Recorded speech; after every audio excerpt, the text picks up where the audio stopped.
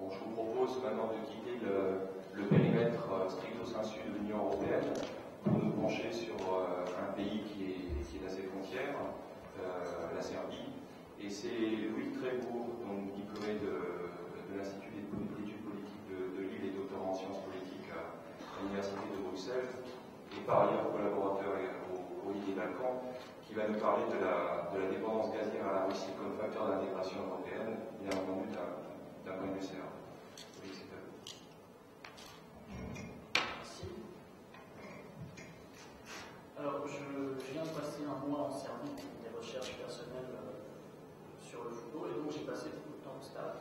D'ailleurs, c'est intéressant de parler de football en Moldavie, parce que c'est le shérif Tiraspol, le club de Transnistrie, qui est champion de Moldavie depuis une dizaine d'années et qui représente la Moldavie sur la scène européenne. C'est pas banal.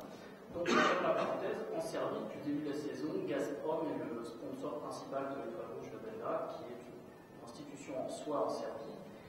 Et c'est pas anodin non plus, puisque ça fait partie d'une opération de communication publique de Gazprom en Serbie. On très remarqué de Vladimir Poutine, qui, par sa présence, indique que la prochaine plateforme de l'énergie, du transport de l'énergie vers l'Europe continentale, ce sera l'Europe du Sud-Est, afin de contourner donc, la Biélorussie et l'Ukraine. En même temps, Gazprom et l'Italien Eni signent un accord qui prévoit la construction du gazoduc South Stream pour 2015. Donc, il passera de la Russie, les eaux territoriales turques, la Bulgarie, la Serbie et après on dispatch. En janvier 2008, la Russie et la Serbie signent un accord sur le tracé de South Stream et Vladimir Poutine déclare à ce moment-là, je cite, la Serbie devient l'un des points clés du transit pour les livraisons de ressources énergétiques russes. Dans le même temps, toute l'année 2008 est marquée par les négociations serbo-russes en vue du rachat de la compagnie pétrolière serbe, Nice, par Gazprom, dans l'optique d'une intégration verticale du secteur de l'énergie dans la région.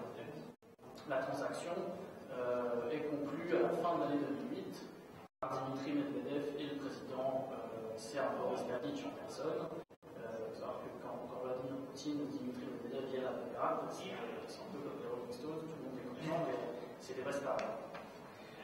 Alors donc, quelles sont les raisons pour lesquelles la Serbie représente finalement un allié intéressant pour Moscou?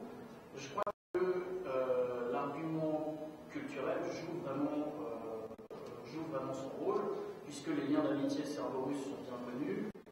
La représentation de l'Église orthodoxe russe à Belgrade est un peu comme l'ambassade. Et d'ailleurs, l'amitié serbo-russe va au-delà des considérations politiques en Serbie, puisque en 2008, le rachat de Nice a commencé sous le gouvernement pro-russe et politique de Vojislav Koštunica, et il s'est achevé fin 2008. Le gouvernement pro-européen et du Parti démocratique de Boris Tadic. Et juste cette phrase du ministre des Affaires étrangères, Vuk Jeremić, qui résume la diplomatie serbe, l'intégration européenne est notre objectif primordial, mais la Russie reste notre meilleur ami. Or, avoir des amis fidèles, ça compte. C'est même pour ça que la Russie compte amoindrir l'importance de l'Ukraine et de la Russie dans le passage du gaz, puisque la Russie estime qu'ils ne peuvent plus compter sur eux. D'ailleurs, vous avez remarqué que Lukashenko a avancé les élections prévues en Biélorussie à la fin du mois. Peut-être qu'il craint un sale coup de la part de Moscou, et donc il a préféré avancer les échéances. Donc la Serbie, en affichant ostensiblement son amitié et quelque part son allégeance à la Russie, devient un allié intéressant.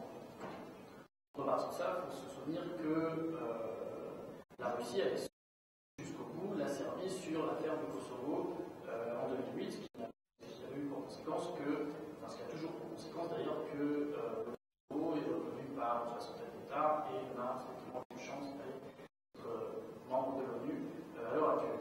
Ça a participé d'une espèce de deal qui a fait que le Nice pétrolière a été vendu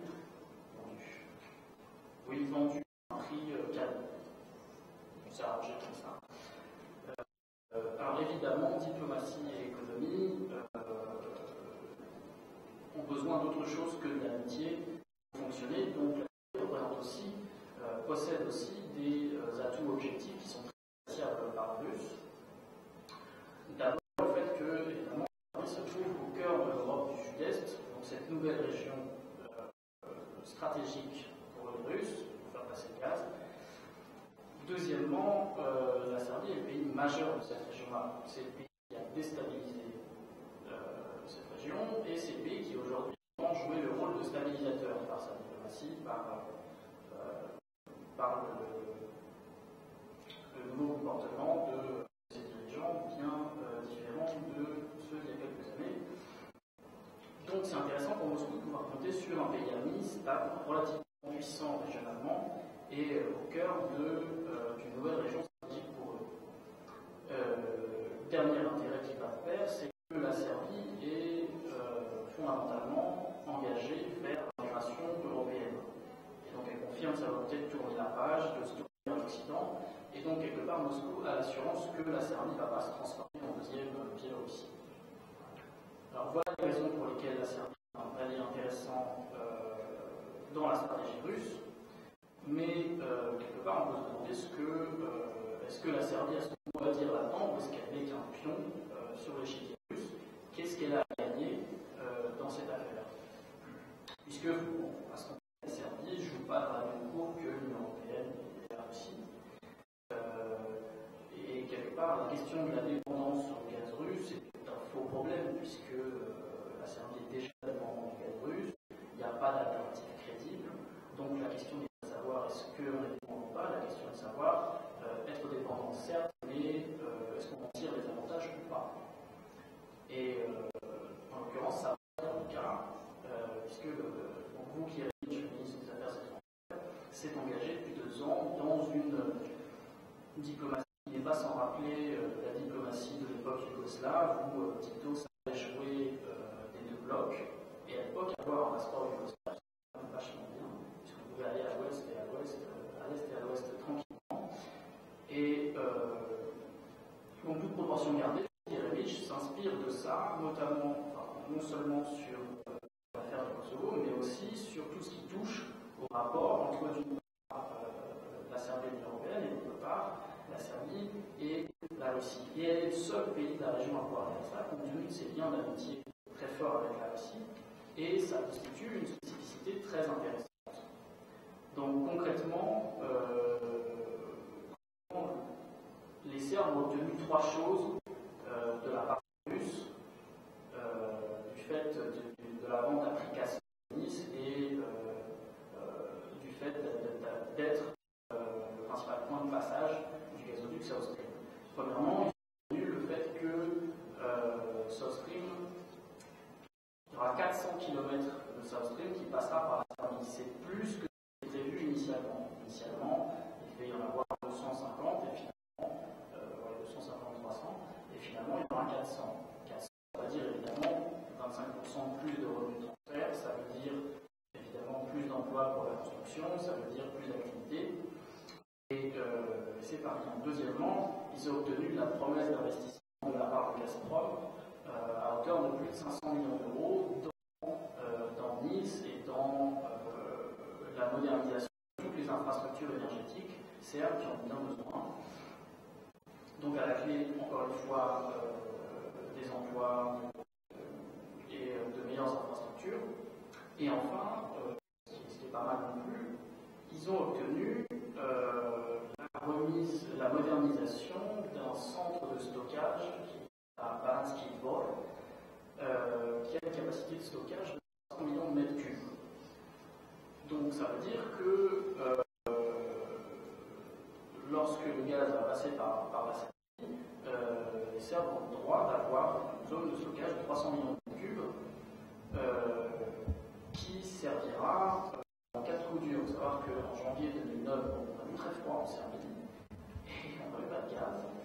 Et ça a évidemment freiné l'activité économique, ça a posé un tas de problèmes. Et le fait d'avoir cette alliance stratégique, non seulement pour eux, ça les sécurise et ça sécurise aussi les gens qui voudraient venir investir en Serbie, qui sont très inquiets par l'arrêt de toute activité économique à ce moment-là. Et puis aussi, ça confère à la Serbie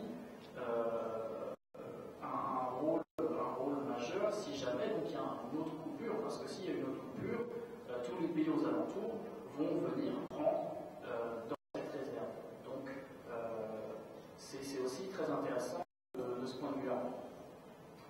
La dernière chose qui est reliée à la précédente, c'est que c'est le poids géostratégique de aux yeux de l'Union européenne avec le passage de South Stream. La Serbie était déjà le pays le plus important de la région en raison de l'histoire récente et elle va devenir le cœur énergétique de toute l'Europe du Sud-Est. C'est d'autant plus intéressant que par ailleurs le projet concurrent de South Stream, soutenu par Bruxelles, à savoir semble être moins avancé que le gazoduc russe, puisqu'on ne sait toujours pas le gaz à venir. Et d'ailleurs, c'est révélateur de voir de plus en plus de pays européens, candidats ou membres européens, se tournent vers South Stream parce qu'ils pensent, des éléments pour le penser, que le projet est plus avancé. Je pense par exemple à la Macédoine qui récemment a émis le souhait d'être raccordé à South Stream, alors que c'est un pays lui aussi rigoureusement engagé dans l'Union européenne, qui avait toujours jusque-là privilégié la solution européenne et la solution franco. Il y a quelques mois, ils se sont tournés vers South Stream, puisque en 2009 il a fait très froid en Macédoine. Et donc si elle privilégie son intérêt énergétique au risque d'éventuellement nucléaire à Bruxelles, c'est qu'elle a de bonnes raisons de penser que South Stream est plus avancé que Nabucco. Donc de ce point de vue-là, la Serbie être au cœur de ce projet South Stream, c'est très important en vue de l'intégration européenne et en vue de son poids géostratégique pour l'Union européenne. Sans parler du corridor 10, qui est une autoroute qui va relier l'Autriche à la Grèce en passant par la Serbie, une autoroute qui va désengorger les voies maritimes. Là encore, la Serbie est au milieu de tout ça. Et puis, depuis l'année dernière, les Serbes n'ont plus besoin de visa pour entrer dans l'espace Schengen. Donc vous avez des éléments ici qui mis à bout les uns avec les autres, donnent à la Serbie un certain nombre d'atouts de développement et d'accroissement de son importance aux yeux de l'Union européenne. De son côté, la Russie a davantage besoin d'un pays ami intégré au système européen que d'un vassal qui vivrait à sa marge. La Russie a besoin d'une seconde Biélorussie, et finalement son intérêt c'est que la Serbie poursuive son intégration européenne. Il n'y a pas de contradiction. Donc quelque part le jeu est gagnant-gagnant pour la Serbie, puisque d'un côté la stratégie russe fait accroître son importance auprès de Bruxelles, de l'autre les encouragements de Bruxelles font de la Serbie un allié sûr et intégré pour Moscou. Alors 10 ans après la révolution démocratique du 5 octobre qui a chassé Slobodan Milošević du pouvoir, la situation économique de la Serbie reste fragile, évidemment, et comme je le disais, South Stream, le corridor 10, la fin des visas, une diplomatie intelligente et équilibrée sur le voisinage. Le président Tadić voit s'il s'excuse, on a fait voter une résolution au Parlement sur Srebrenica, on a beaucoup assoupli la position sur le Kosovo, on est prêt à parler du Kosovo.